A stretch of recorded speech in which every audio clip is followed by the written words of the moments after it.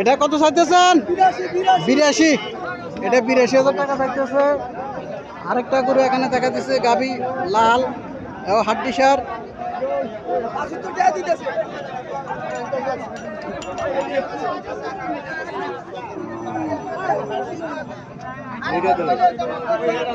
এটা কত চাইতেছেন?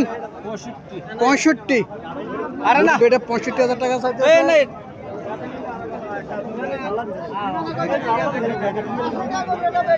আরো কিছু হাড্ডিসার করে দেখতেছি আমি, আপনারা আরো কিছু হাড্ডিসার করে দেখতেছেন।